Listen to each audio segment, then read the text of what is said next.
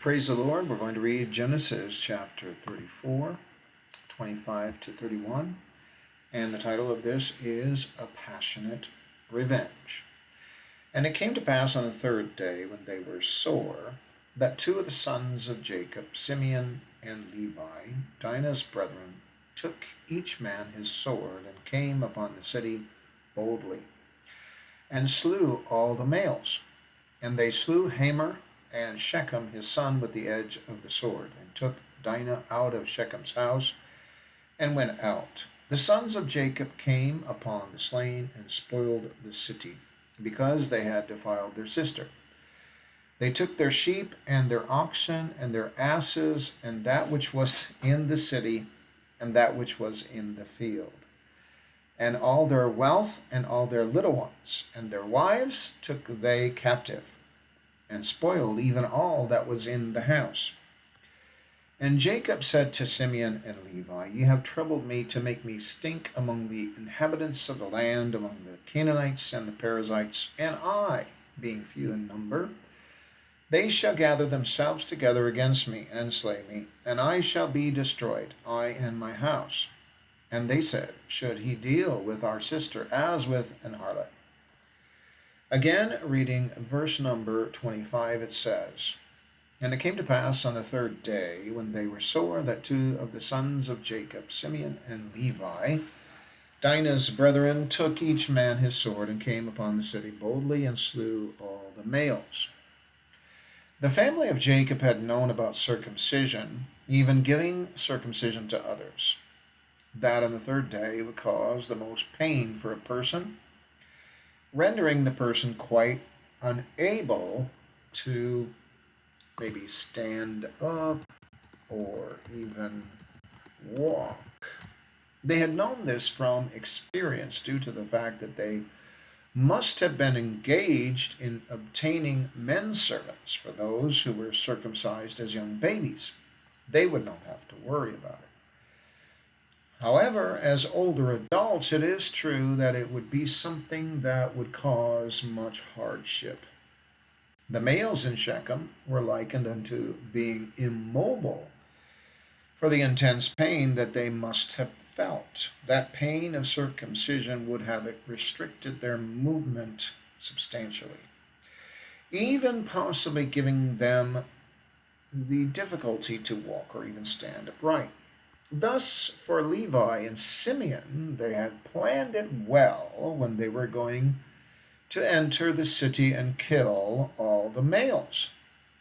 For them, it was judgment upon the entire city for the way that Shechem had defiled their sister Dinah. Who would have given judgment upon Shechem? No one in the city would have done anything to him due to the society, that is, due to his position in society. He would have lost honor within the city, but with the marriage proposal, it could have established him. However, with rewarding Shechem with obtaining Dinah in a marriage, and providing them, that is, all males, with the possibility of wedding any of the women from Jacob's family and people, it is likened unto rewarding bad conduct. Yet, for Levi and Simeon, that was not their goal. It was, we can say, a trap. They had only given the impression that they could receive such, but it was to draw them into getting circumcised so that they could become weakened. Thus, one could take this in a sense literally too. For the enemy, even though that we're not saying that the sons of sons of Jacob are enemies, for the enemy tries to get us to do things that would weaken our spirituality too. For the goal is not so much weakening a physical body as in today, but the enemy's goal is to weaken our spiritual strength. All of the enemy's goals are not only to weaken the spiritual strength of individuals, but to weaken the spiritual strength of even congregations of churches. God's goal is not to have his people weak. Instead, God's goal is to have people strengthened in their spirituality.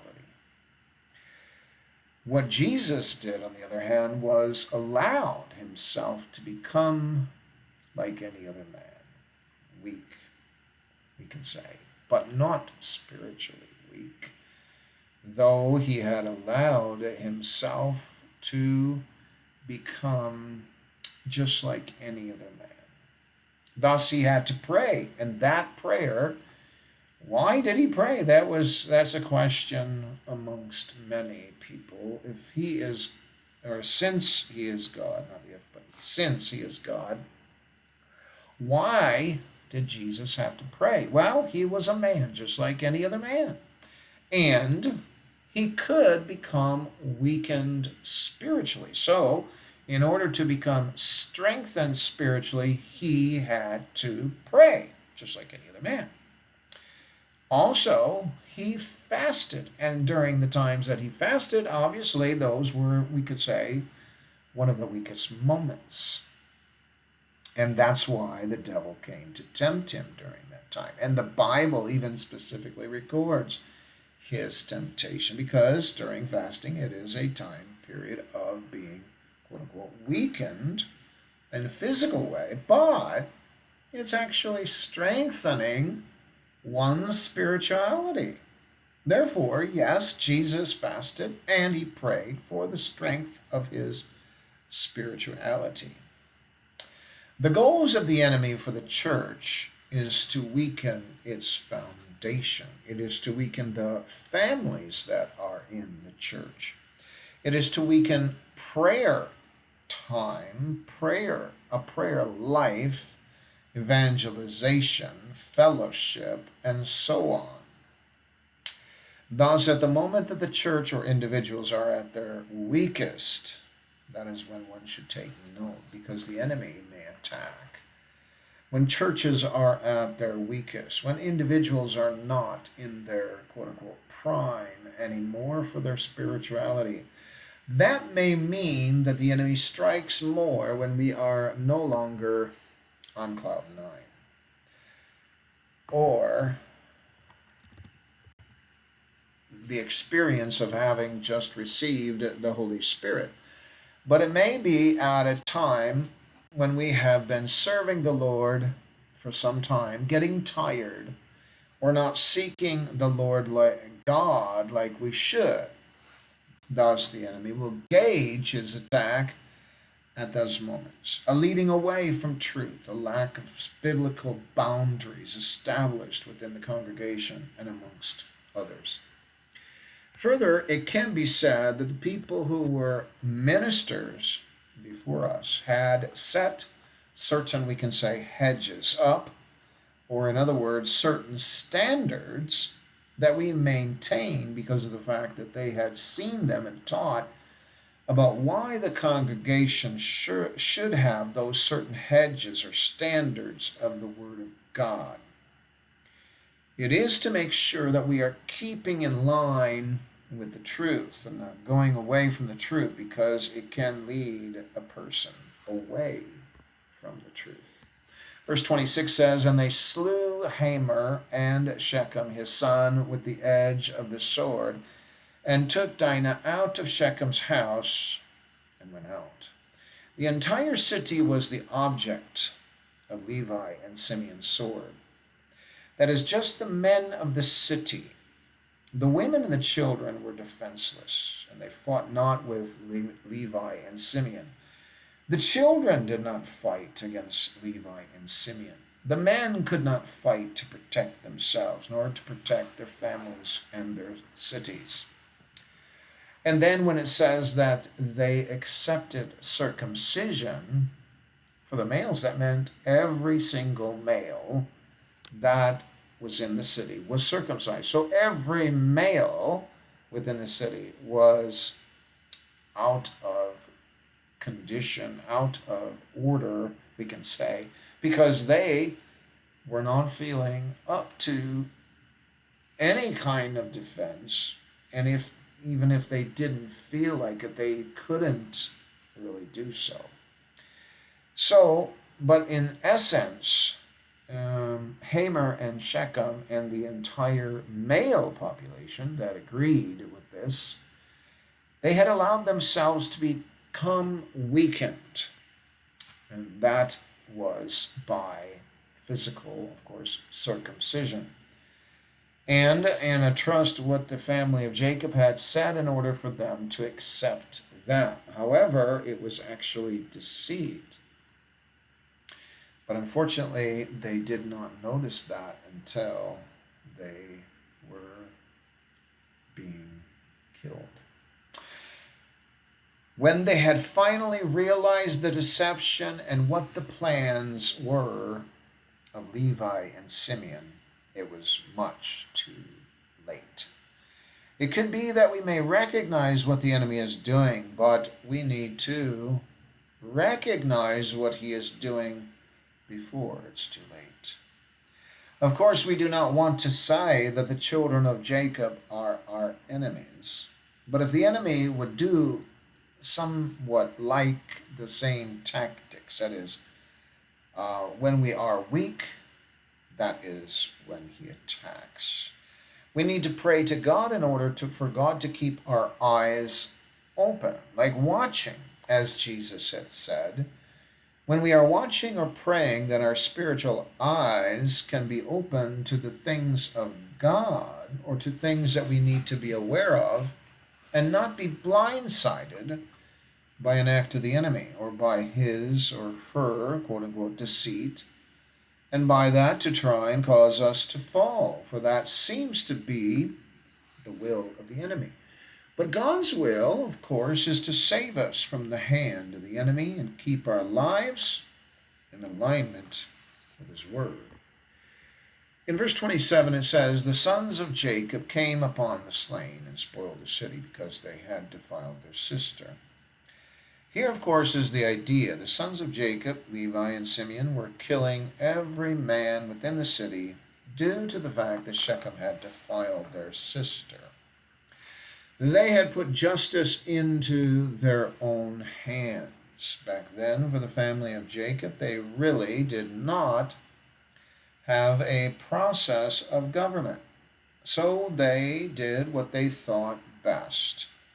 Even in such a risky situation such as this, they were willing not to consult Jacob first and to go ahead and deal the blow of judgment upon the city. They felt it was totally justified. It may have been justified, but Jacob did not view it in the way that both Levi and Simeon had viewed it. Jacob would not have come upon the city like they did and slay the men of the city. Instead, Jacob, as we know him from what he said to Levi and Simeon at the end of his own life, would have counseled them otherwise. Yet Levi and Simeon did not believe that they needed to go to their dad to counsel with him in what they were going to do. They had felt that they were justified in every way to bring justice upon the city. In fact, it may have been that Levi and Simeon might have known that Jacob was not for killing the men of the city, and for that reason they had not shared what they were going to do with their own dad, Jacob. It would seem that they would have said something to Jacob to get his ideas, but they wanted, it seems, to keep a secret from their dad. So they only probably told the other brothers, but none of them seemed to move their hand with them. But Simeon and Levi were very angry at what Shechem had done. Just as much as Jacob had kept it a secret from his dad, Isaac, from what he had done or was doing, in deceiving his dad to steal Esau's blessings, the two sons, Levi and Simeon, did not share with Jacob their intentions of killing the people of Shechem. Yet, if one views the reaction of Isaac compared to the reaction of Jacob, they are quite different. Isaac did not curse Jacob, but Jacob cursed the anger of Levi and Simeon at the end of his life. One might wonder, since Jacob had received, in essence, mercy from his dad, and that Isaac overlooked Jacob's deceit, and exactly what Jacob had done to him and to Esau, that Jacob, in like manner, towards his sons, Levi and Simeon, would overlook their actions and behavior in some aspects. Yet, that is not what Jacob did. The question might be asked, why did not Jacob have mercy upon his own sons, overlooking some of their bad decisions, when Isaac had had mercy upon Jacob and did not curse him? Further, since Jacob had received that type of mercy, why could not Jacob extend such mercy towards his own sons, and not pronouncing a curse upon them? That is a serious question for consideration. How much, one can say, Jacob had received mercy from his dad, Isaac, and mercy from God in regards to Esau, and mercy in regards to his life with Laban, why could not he extend that same mercy to his own sons, especially Reuben, Levi, and Simeon? He extended it in a sense to Judah, who was also found committing fornication with Tamar, though he knew it not at the time that it was Tamar, but he still committed fornication with her, and that Reuben also committed fornication, but he was judged by Jacob at the end of his life, but not for Judah. So that, to me, just doesn't make total sense. Thus, these are questions that are in the mind, or could be, of the reader. Why Jacob, when he had been blessed so much by God, even with his own faults and failures, he was blessed by God through those problems that he had done, even though that he deceived his dad, hurt Esau by stealing his blessing, not extend that same kind of hand of mercy towards his own sons when they were to be blessed. For they were indeed his own sons. That is something that is really a question in the mind, we could say, in the mind of the reader. And if one looks at it, they were, in a sense, not committing fornication, but they were bringing justice upon the entire city for the act of fornication with their city, as to protect their own family and to do justice for Dinah. Thus, it seems that Levi and Simeon were, in a way, doing that which they had thought beneficial for their own family and for Dinah herself, not being put into the hands of one and the city of a people who may not have recognized the things of God. Yet they had also plundered the city after they had slain the men. They had no resistance from the women or the children, but they took them unto themselves along with everything the city had offered. And the sons of Jacob received all of the plunder from the city. Now Jacob was also worried in how this event may have traveled to other folks, and that they may have been put into a bad light because of it. He was more worried, actually, of how the other people felt of it. Yeah. Yet nothing had become of it, as we know from the biblical text, that no nation or city had come against the sons of Jacob for that occurrence. Thus was that the protection of God in a way. Verse 28 says, they took their sheep and their oxen and their asses, and that which was in the city, and that which was in the field. Everything that the city of Shechem had was plundered. Here it mentions their animals that they had taken for themselves. The sheep, oxen, asses, it would seem, were outside of the city, but they had taken them for themselves. The sheep, oxen, asses, and so on and so forth. But they must have taken that which was in the city first. Then they expanded to take that which was in the field. Yet one wonders, while Levi and Simeon were killing the men, who were the ones that were in the field looking after the sheep, oxen, and the asses? It could have been the women, for the men might have told them to watch after the animals, for they were totally unable to take care of the animals at that time.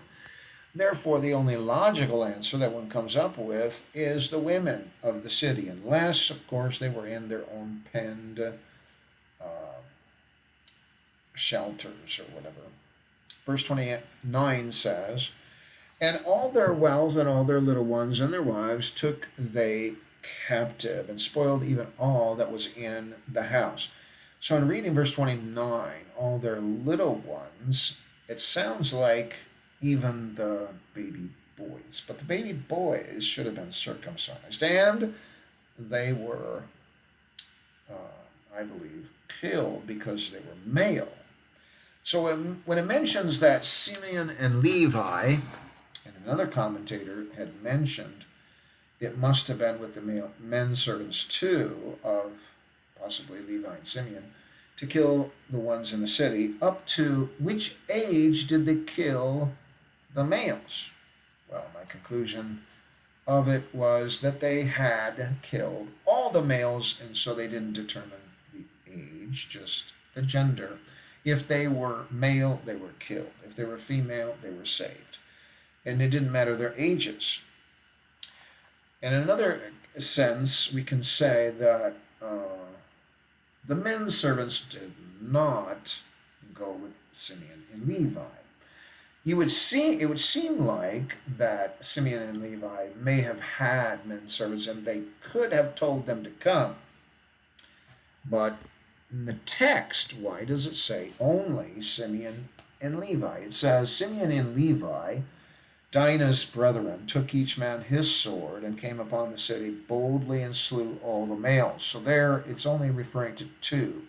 Whereas when we go back to Abraham and him deciding to go to war to get Lot and, of course, his family back, it mentions specifically the men servants that helped him. But here it does not do that. Here it only identifies two brothers and no one else.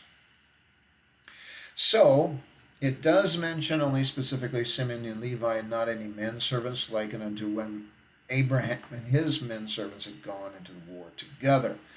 Therefore, in the text, it would seem to say specifically mentioning the male servants if they did go with them, but it only mentions Simeon and Levi, specifying them alone. Of this, then, it specifies slaying all the males. Therefore, one could state that in all reality, then, to slay all the males is to slay, no matter what age they were, every single male in the city, including those that were babies. Just as Pharaoh, when referring to Egypt, wished to kill all the male children of the Hebrews, it was due to the fact that the males, we can say, symbolized the military power of the children of Israel.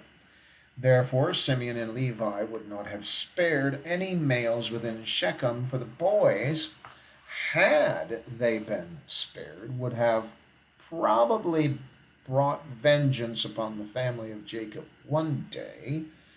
But because only the women survived, and none of the males, even babies or at whatever age, they could not exact revenge, for they were all put to death. Only men were involved with executing war, it seems.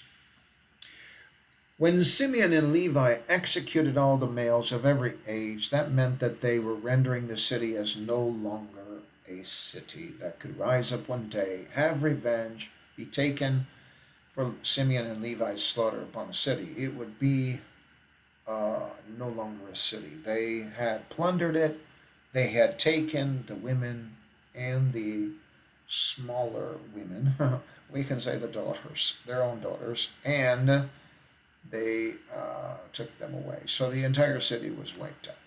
Further, Levi and Simeon were not afraid in their quest for doing so, but they were wholeheartedly unashamed They were not bashful in their pursuit of doing so, likened unto men of war. Though it seems in the biblical text they had never fought, as we presume, in a battle, but this battle of theirs was fought with much bravery, even though the men were quite incapacitated, but they were not drunk.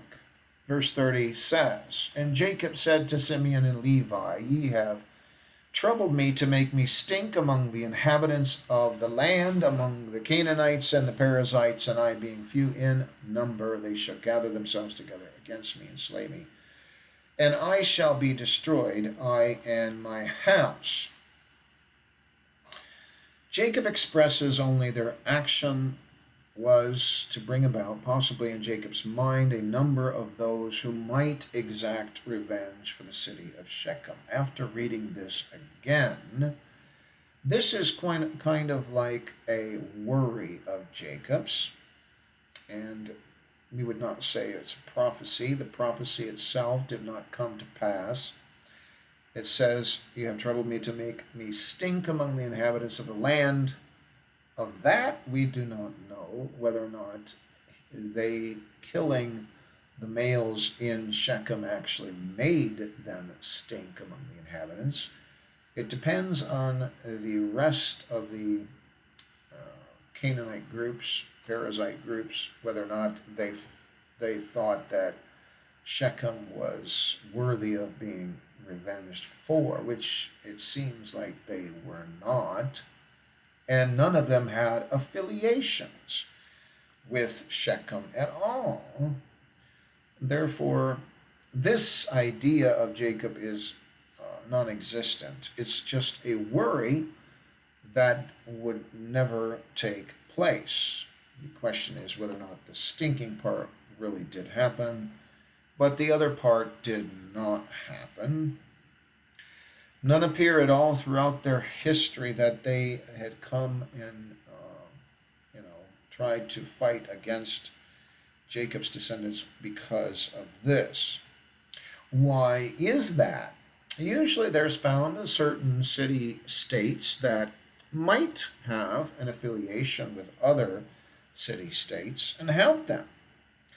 Even it could have been to exact revenge for them. However, in this case, even though the news might have, though we do not know whether it had gotten out, though it is not for sure. No city-state at all comes to exact revenge for Shechem. Could that be because the city-state of Shechem had no affiliations, or was it that they had a fame or type of people that other city-states did really not want affiliations with? Could be that Shechem itself did not hold up to a good reputation. Knowing Shechem himself and what he did, it didn't look like a very good thing. It could also be that no city-state would have sought revenge for Shechem. Jacob also, not being one to go to warfare, may not have known of the fact that God turns things around. Even though their number was few, that meant nothing, but God meant everything. In other words, since God was with the children of Israel in that fact when they served God, then it mattered not if they were few in number. But maybe Jacob did not realize that. Jacob may have thought that Levi and Simeon had made him stink, but it may have been that it may not have been true. Verse 31 says, And they said, Should he deal with our sister as with an harlot? Here, Simeon and Levi are referring to Shechem, that Shechem would or could deal with Dinah as though she were an harlot. In this case, we could also say, like, kidnapping Dinah, having her go through a forced marriage. We do not know Dinah's feelings. We just know that maybe she was quite young, could have been even 13 years old, maybe a little bit older. The idea that they had shared, for back then as well as for today, is not morally sound logic. That is, shared like in those beasts and everything like that. Simeon and Levi were stopping a kidnapping, we can say, and possibly a rape. Other writers have suggested it was a rape, and we would say it's also possibly could be a forced marriage. And the reason why I say it's a forced marriage is because Dinah, that goes the question, where was Dinah? Dinah was found within the house of Shechem, not having left at all. She was put there and stayed there, or by her will, or without her will? That's a big question. So Jacob and the rest of the family's members maybe do not know whether she was forced to have sex with Shechem or not. Further, it does not state if Shechem had other wives, but the truth is, with his action, and doing so to a virgin implies that he could have done it to others. It also implies that he had sex before with someone else, and it may have been with many others. For he seemed to be, quote unquote, free in that aspect, not stopping his impulses, for he seemed to be of the social hierarchy that he looked at it as though he could do so, get away with it. In other words, he had no one to stop his impulses, according to, as I understand, his position in society. Being rewarded, other daughters in the city of Jacob, or maidservants, and so on, plus the cattle and animals too, may have been just unreal. But for the city's men, attractive. Jacob may not have seen it that way, but Levi and Simeon did put that into the dish, so to speak, because of their idea that what they were going to do. Because Shechem had crossed, for them, a serious red line that needed, in their ideas, revenge. And because the other men in Shechem did not and may not have been able to stop Shechem from such, Levi and Simeon would stop him, and the rest of the men who seemed to like the idea of participating in it too. For the daughters of Jacob were being offered, and they liked the offer. And so we do not know exactly how old these Dinah was, and that question was, could she have been very young? Could she have been, that type of young age where, for us today, that's outrageous, absolutely outrageous. She definitely could have been younger than 18. She could have been anywhere from maybe 13 to 18, some of them in that range. Possibly not so old. And that brought to Levi and Simeon an anger.